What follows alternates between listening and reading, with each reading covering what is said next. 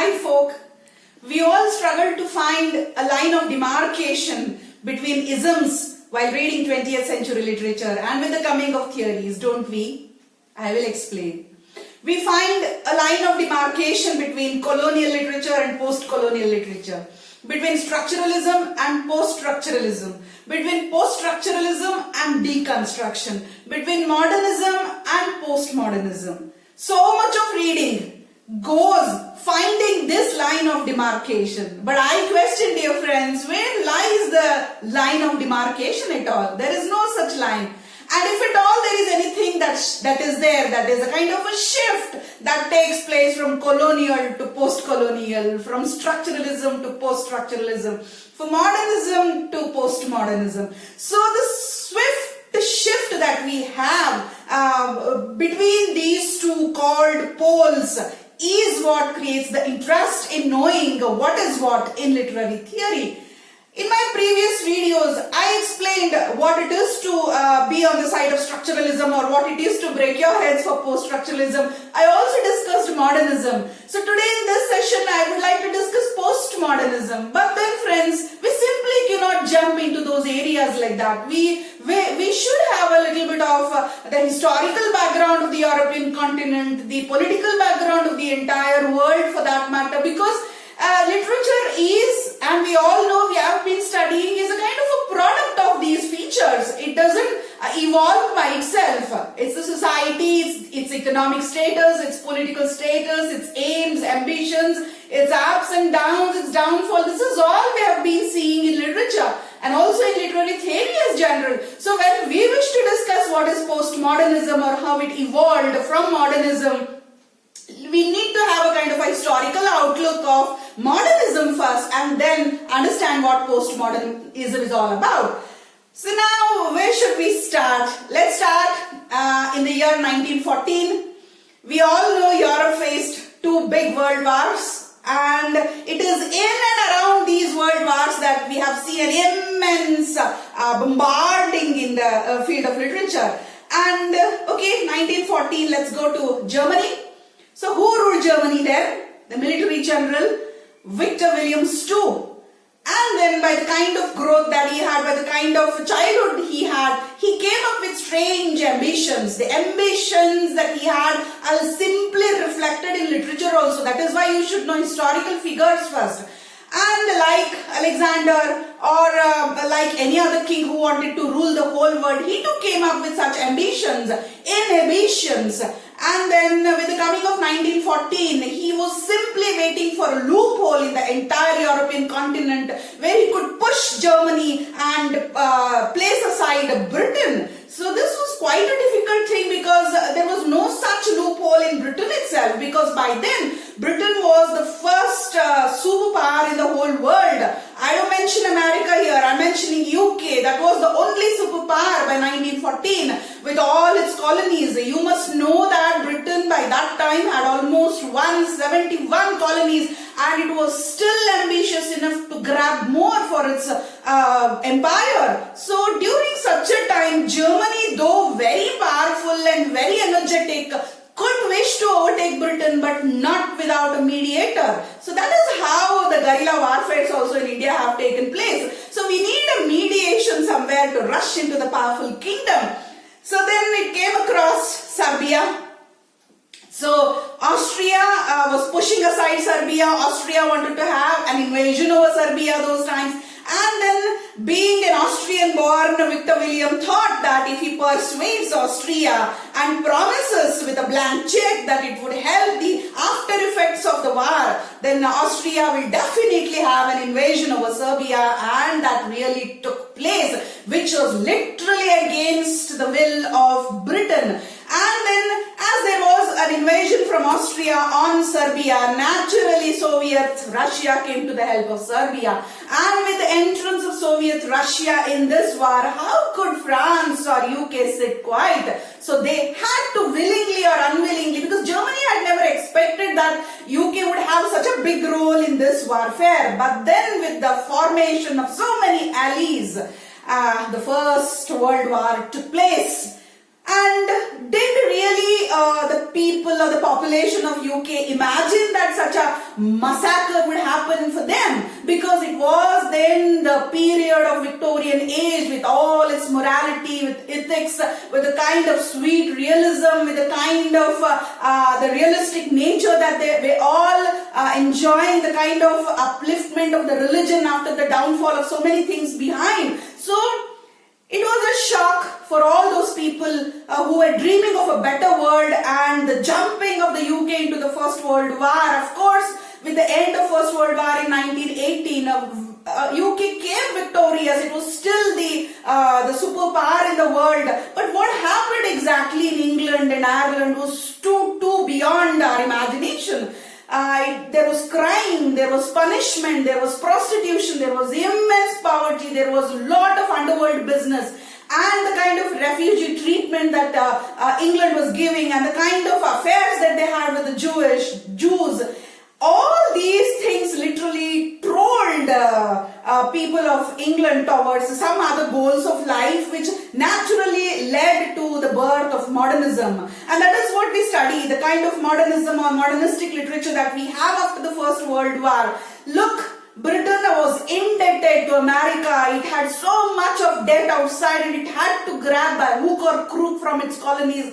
And the kind of barbaric attitude, tyranny that UK showed to the world was not digested in its own country itself. So with this kind of an ugliness in their minds, what kind of literature could we expect after the World War I? That was the birth of post-structuralism, and that was the birth of deconstruction, that was the birth of modernistic literature. So as we studied, all these people like T.S. Eliot, James Joyce, or Virginia Woolf, or back in America, Emily Dickinson, Walt Whitman, all these people had lost faith in something called as the center of life. Derrida said there is nothing called as center, but they were still struggling to find out a meaning with the help of structuralism, with the help of Ferdinand de Saussure. They were still trying to find meaning in philosophy, meaning in literature, meaning in social life. So there was a kind of a shift, of course, from the good to the evil, but the struggle, the optimism was not totally lost. Of course, we see the birth of absurdity, symbolism, imagery, and all kinds of meaningless literature in the post-First World War period. We still had a hope that something good is waiting. That was the kind of struggle, because then the people had their faith in the Eastern cultures. That is what T.S. Eliot, James Joyce speak about. What else the world is not, all is not lost. That is what Satan talks in Milton's Paradise Lost. It's still in the mind. So mind can make a hell of heaven and heaven of hell. So we have hopes.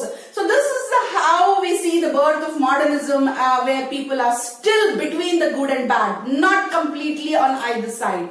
But what happened, dear friends? Time did not remain the same. There was again a big transition with the coming of the Second World War in 1939. So what happened? Again, Germany. First World War in the name of Victor Williams, and Second World War in the name of Hitler. Adolf Hitler, who was again an Austrian born and who again had a desire to overcome the whole world with his Nazi conspiracy. He was so confident with his army, with his military tactics. I must say he was a personification of science in his military affairs. So with that much of faith and confidence, how could a man like Hitler sit quiet? So now again he was waiting for an opportunity, and the doors were open for him. He waged a war against Poland, and this was again a shock for UK and France and Russia. How could they sit quiet? Because soon after the conquer of Poland, Hitler wanted to wage a war against Britain, and do you think British couldn't understand this? So they had to again willingly or unwillingly jump. But the death they had suffered during the First World War, the problems they had trying to overcome after the First World War were still not over. They were still in a kind of a constructive state. So it is from the colonies that they begged the help for the military support, for the financial support. more than 180 colonies by then. So all the colonies came forth to help the UK on the grounds that soon after the victory in the Second World War, Britain would liberate these colonies. This is how, with these kind of dreams, UK once again jumped into the Second World War. And what happened? Hitler was seized, and we all know how Hitler committed suicide and how Germany had to surrender to Soviet Union and all that. But what happened? This time UK, like what had happened in the First World War, did not stand number one superpower in the world, because all these years when Britain was busy fighting World War I, we should see at the backdrop that America was building itself. And America did not have any kind of enmity with UK. It had all its eyes on Japan. Remember the politics of USA here. Who are USA? After all, they are English people again. They are the French, they are the Danish, they are the Scottish, they are the Dutch. So the minds of the English worked even in USA. So the Second World War for USA was not in any way defeating UK or overcoming UK, but overcoming Japan, because by then Japan had flourished in trade and commerce, and it had already taken number one place in the entire European continent. It had dismissed UK to such an extent. Industrialization had helped Japan that it was a big challenge for USA, because by then Japan had already taken off interest from USA, and it had shown no more interest with the trade with USA. And with this revenge, it was in 1941 that America had to enter Second World War and had to kind of bring an end to the Japan's overwhelming power. It was not just trade and commerce, but Russia had waved its influence on China and Japan, and within no time UK and USA knew that the half of the European continent, the entire Asia, would become Marxist and communist. And once Japan accepts Marxism, it would be an end for the European power or superpower, and of course it would affect the American trade. So with all these intentions behind, they waged Hiroshima and Nagasaki were bombed. The first trial, it was just kind of a trial, as America even says today. It was kind of a trial over Hiroshima and Nagasaki, and millions of lives being devastated. The whole of the world had to surrender to Britain and America. But this victory was not to UK, this victory was to USA. And this was the total shattering of the United Kingdom as a whole. And imagine what happened after modernism. It was converted into a kind of a post-modernism after the Second World War. And though it was a kind of a shift from modernism to post-modernism, we have further ugliness in literature of the Second World War. So our post-modernism starts after the end of Hitler, after the end of the Second World War, somewhere around 1945, wherein so many colonies were liberated and Britain lost all its colony. Almost 100 colonies went off the hands of Britain. And imagine the population of Britain, who once upon a time thought to be the masters of the world, had become almost commoners. And this is what we find in the postmodern literature. And USA being the one, and now its eyes upon USSR. So that's a different thing, and we will come to it in some other theory. But now our focus is to what happened to European literature after World War II. This is our focus. So one thing, it lost all its colonies, and its socio-economic, political, intellectual theories shook. The foundations were shook, and people shifted their eyes from the west to the east intelligence. This was one great development in the postmodern era. And then what happened? The genre was destroyed. There was nothing called as the Victorian literature or even the modernist literature left. Everything was shattered because it had lost its power to USA. And you should know, USA was then called as the land without religion. It was called as the land of money wherein no culture exists. If no culture exists, people still had to imitate a land which had no culture and heritage of its own. And this is what is highlighted in the postmodern literature. Now, before understanding what is there in postmodern literature, let us have a kind of a parallel study of modernistic literature and postmodernistic literature. So what happened in modernistic literature, in the hands of Ferdinand de Saussure and many other people like Foucault, we still had a kind of hope. We still had shifted our attention from the center, but still we knew that we could find meaning with a kind of the structural study, that the meaning is in the text and depends on the readers to find out the meaning in the text. We still had a faith that we could fetch some meaning out of life. There is still a kind of a center, but in the postmodern era, we had to accept meaninglessness of life. We literally had to embrace a life that had no center. I want to say having no center is having no God once for all, wherein there is a kind of a big exit for God. There is no coming back of God. That is what we find in the literature, which I'm going to explain now. This is one point. So finding meaning was kind of an optimistic theory in modernism, which was lost as meaninglessness because it became cynical in the postmodern era. And the second different feature is that in modernism, people had a hope to go back to the East and copy its tradition, its culture, and get back. That is what we see, the great Renaissance in America, the transcendentalism of Emerson, bringing back the entire Indian spirituality into the American culture. Looking at that, even the British dreamt that there could be a kind of renovation, reformation, even in England with the help of the East. But that was again kept away with the post-modern literature. They said it's high time we should not dream. We should accept the fragmentation that we have in our country. So fragmentation became one of the main features of postmodern literature. And third, the war for meaning and the distracted meaning that we find as cynical literature in the postmodern literature. So this is how we have to have a shift from modernism to postmodernism. That is a kind of a shift from structuralism to Derrida's post-structuralism or deconstruct. Structure should be split into elements. Structure should be split into different parts, and each part should be studied differently, because they questioned the very existence of democracy in India after its independence. Do you know how? Because they said if democracy is a kind of an icon for the Eastern countries, then where is secularism in India?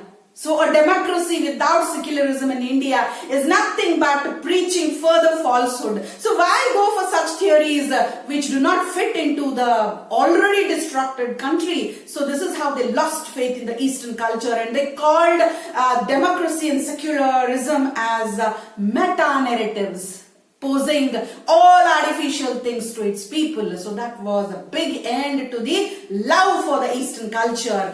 West and West with the broken West was the theory of the postmodernist. And then they also spoke about the grand narratives. What are the grand narratives? Speaking of ultimate goals in life, like speaking of capitalism being the heights of civilization, or speaking of industrialization being the heights of civilization, or psychoanalysis of Freud and Jung being the ultimate source of knowledge, or John Ruskin's political economy and its heights being the value addition given to the business of England. All these were called as grand narratives, which were no more given any importance in the postmodernism. They said this is all very fake. We don't live with anything called as heightened things in life. So let us work on small things. So keeping aside meta-narratives which spoke about the artificial of life, keeping aside the grand narratives which spoke about the ultimate goals of life, they came up with mini narratives which spoke about bits of life, wherein a person could have a 5 minutes of peace that was more than enough than dreaming a whole life full of peace and harmony. So this is what we have in mini narratives. So this is all about a shift from modernism to postmodernism. But then what was the genre that we find coming back to literature? Our focus is on literary theory, literary criticism, 20th century literature. So what kind of genre developed in postmodern era? So we have writers like Lyotard, Baudrillard, and we have Derrida, who came with different theories, and under them as an umbrella we have the theatre of absurd theatre by Samuel Beckett. Again, I would like to mention the play Waiting for Godot. The hero, he has meaninglessness in his life. He imagines to have a goal, but then he never goes behind his goals. He stands under a tree, he wanders in the forest, he doesn't know whether he has a shelter in his whole life, and he lives for the sake of living. Art for the sake of art, wherein there is no morale in it, was the basic theory of the absurd theatre by Samuel Beckett. And then you have the Beat generation, this is a horrible thing, which is nothing but the coming of the pop culture, with the coming of the porn culture, wherein a little bit of happiness in a huge text, wherein the entire sexuality of the human race was split into nakedness to the maximum level. It is here we study marginalization, it is here we study minimalism, it is here we study maximalism, it is here we study the metafiction. So the Beat generation came up with a great blow, and we had n number of porn genres, we had n number of a kind of a pop culture, not only in literature but also in art, in music, in singing, because Beat generation basically had music for them. So the kind of a low music, the kind of a low establishment of pubs, theatres was all seen with the Beat generation, and it reflected the literature also. And Huraki, the one famous writer which I would like to mention, he is a Huraki. He is a Polish writer which comes in the Beat generation. And we also have Jack Lucraco here in this Beat generation. And we also have, along with the absurd theatre, with the Beat generation, we have the metafiction. It means magic realism. So what could be that? We had realism in right back in the 19th century, Victorian age. But what is this magic realism? So you begin with Salman Rushdie. We have Salman Rushdie here. We should remember we have Olga here, who speak of a realistic life wherein immediately a supernatural element comes and enters and spoils a realistic outlook for life. This is a kind of intermixture of supernatural things and realistic aspects. So you being on the computer, you being operating on the computer, suddenly you come in touch with an angel talking beside you. This is completely different from what we saw in the previous modern age. So modernism, postmodernism spoke about a life that dreamt of supernatural aspects, but then it had to evolve still amidst the ugliness of the computerized world. So these three genres, as we study under Derrida's deconstruction, horrible to imagine, they're beyond our imagination. Somehow the open-endedness, or somehow the Dubliners of James Joyce, somehow T.S. Eliot's Prufrock was still, cozy to be read, and we could somehow come out with some meaning. But then with the absurd theatre, with the Beat generation, and with the metafiction and the magic realism, we end up with nothing. Complete absurdity, wherein you neither belong to the west nor to the east. Then where do you belong to? You don't belong to UK also. Then where does the human being ultimately belong? Because if you study Milton from the 20th century postmodernistic approach, you will find his pandemonium on earth, you will find his heaven on earth, and you will still have an earth that is suffering the heaven and pandemonium together. So this is how we look at literature in the postmodern eras. But then as a term postmodern, it was not invented after 1945. It was there back in 1930s, 40s also in Latin American literary criticism. But then with the coming of Litardo and with the coming of Derrida, this term postmodernism was equated to post-structuralism and deconstruction. So when you wish to study postmodern literature, you should have a kind of a triangle study. You first study structuralism, keep it aside, come to post-structuralism, study deconstruction, and then you will understand what postmodernism is. Well, then when did all this postmodern kind of an ugliness in literature end? Somehow up to 1960s, 65, this continued in the English literature. But then there was a shift after that. Then what shift we had? What else was left for us to invent in literature? We came up with again the kind of minimalization, maximalism, and then the one thing that you should remember after 1960s is neoliberalism. This is the kind of era we are into it. We today, as people belonging to 21st century, we are into the area of neoliberalism. How could you describe this? I would just use one sentence. Ultimately, at last, only the fish understands the water. In the sense, your in-depth study of the past theories, your in-depth understanding of all the literature that existed from Aristotle till the post-structuralism and postmodernism will only let you or make you able to understand what is neoliberalism. It is further confusing a kind of a term, but then we have to move on with this isms.